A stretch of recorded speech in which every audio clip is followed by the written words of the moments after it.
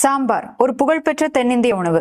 ஆனா இந்த சாம்பாரை மராத்தியர்கள் தான் கண்டுபிடிச்சாங்க அப்படின்ற ஒரு கருத்து இருக்கு. முதல்ல சம்பாஜி மகாராஜா தஞ்சைக்கு வந்தப்போ அரண்மனையில அம்தி அப்படின்ற புகழ்பெற்ற மராத்திய உணவை தயாரிக்க ஏற்பாடு செஞ்சாங்க. இதை செய்யறதுக்கு கொக்கும் அப்படின்ற புளிப்பு சுவையை தர இன்கிரீடியன்ட் இல்லாததுனால புளி, துவரம்பருப்பு, காய்கறியை சேர்த்து ஒரு டிஷ் பண்ணாங்க.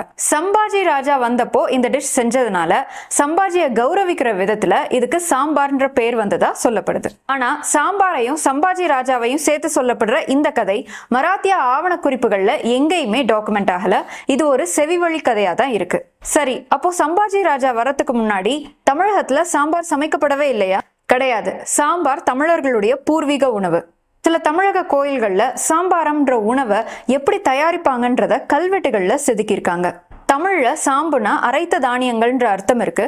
துவரம்பருப்பையும் காய்கறியையும் சேர்த்து செய்யக்கூடிய இந்த உணவு ரொம்ப வருஷமாவே தமிழர்களுடைய பாரம்பரிய உணவா இருந்துட்டு வந்தது. மராத்தியர்களையும் சாம்பாரையும் ரிலேட் பண்ணி சொல்லக்கூடிய கதை உண்மையா இருக்கலாம். ஆனா மராத்தியர்கள் வந்ததுக்கு அப்புறம் தான் தமிழகத்துல சாம்பார்ன்ற உணவு தயாரிக்கப்பட்டுச்சுன்னு சொல்றது உண்மை இல்லை.